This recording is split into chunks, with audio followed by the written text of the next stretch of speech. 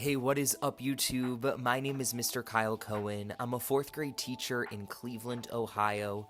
Welcome back to my 4th grade classroom. I'm really excited to be bringing you along for a real day in the life. After getting situated, unpacking my things, turning on all of the lights, the first thing I did today was I actually unboxed some really generous gifts that were donated to my classroom from my Amazon wish list. I always keep my Amazon wish list in my bio here on YouTube, but I so rarely actually have anyone donate to it, so I was beyond grateful to receive these incredibly generous donations, and I was able to restock the library and so many of our classroom supplies, and my students were beyond excited to see all of our new books. And whenever I get new books to the library, not only do I have to label them and get them put into our library, actually our classroom librarian handles all of those logistics, but I sign all of them because my students just really want my autograph. No, it's just so I don't lose them, but got all of that situated. I then finished putting everything away and I went to film a TikTok. I have been adding filming TikToks into my daily routine, which, when I say it out loud, sounds pretty bizarre, but I've been having a really awesome time posting over on TikTok. If you do not follow me, you should. Don't worry, YouTube. You will always be my number one, but TikTok it's been a good old time. After I'm done filming videos for the internet, it's actually time to get some work done. So turn the lights off, put on a playlist, and get focused. I am my most productive self in the morning, so I like to get to school early, film those videos, get all of my grading, lesson planning, other tasks done, so then at the end of the school day, I can leave at the end of my contract hours. Then before I know it, it's 8:40, and it's time to let the students in, and it was such an awesome day. It was a Monday, felt like a Monday for a lot of reasons, but we always get started with our morning meeting, which we call our class huddle. Today during huddle, we always start off with a greeting, and on Monday, our greeting is always sharing a highlight from the weekend, so students were able to go around and share one thing that happened over the weekend. I then always share with students the National Day from this nationaldaycalendar.com, highly recommend, and the National Day today was Bathtub Party Day, so I got a nice little chuckle at that. We share the date, we share the weather, and then we go over any announcements. So I talked about class jobs, which I could make an entire video about, and then we had an update about our leadership group that meets, and we actually had a schedule change because we have a music concert coming up, so naturally they needed to prepare for that. I teach math, science, and social studies. My partner teacher teaches English language arts, so that encompasses reading and language and writing, all of those things. But for me, it's math, science, and social studies, and we always start with math. Students begin with retrieval practice. Retrieval practice is really geared at having students retrieve information that we have previously learned and mastered. So we have one concept from very early on in the year, one from middle of the year, and one that's rather recent.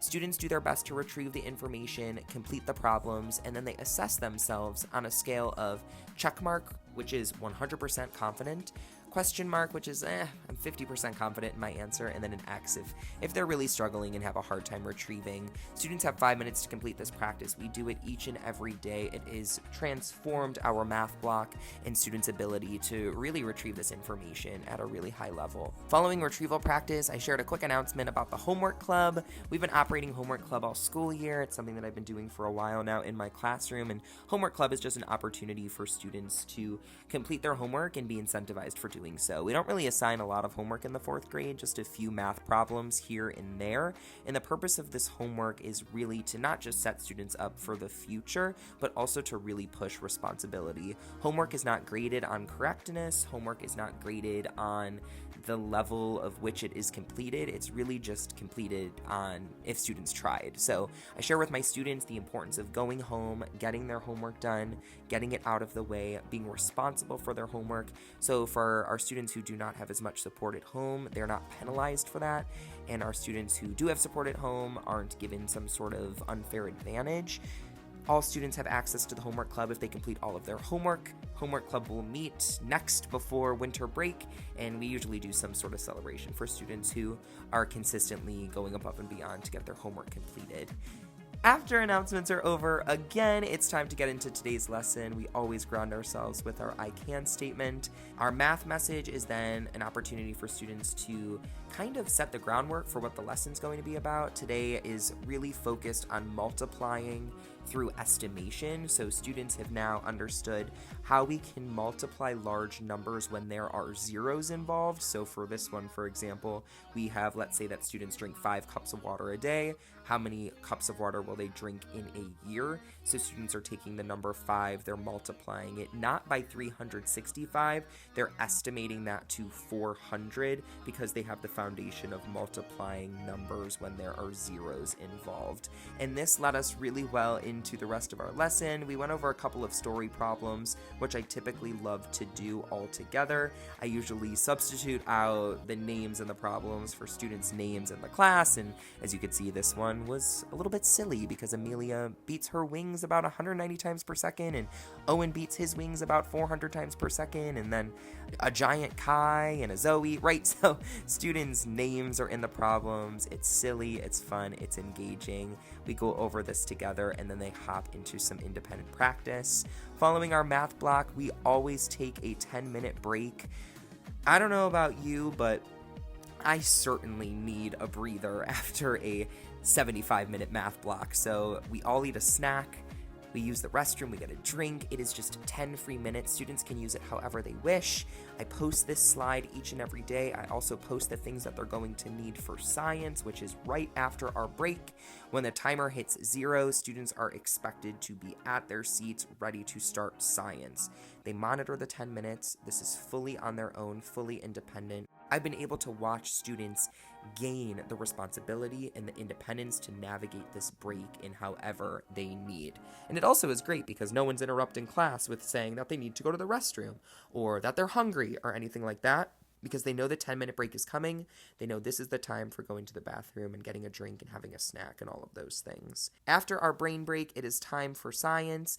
Today we were working on our 3rd investigation in the unit we're currently in. It's focused on elevation, understanding landforms, and those sorts of things. Students were working on some vocabulary cards today that will lead us into our bigger investigation tomorrow. After our science time, students have specials, which rotates between music, gym, art, and library. They then have recess, they have lunch, we switch classes, and I do the entire morning pretty much all over again, but with a different group of students. Dismissal comes before we know it, and it is time to wrap things up. I make sure to reset the classroom so that I walk in the following morning feeling ready to go, feeling like everything is set for an awesome day. If you have not done so already, make sure you hit that red subscription button down below so that you do not miss out on any future videos. Again, thanks so much for being here. I so appreciate you watching, and I will catch you in the next one.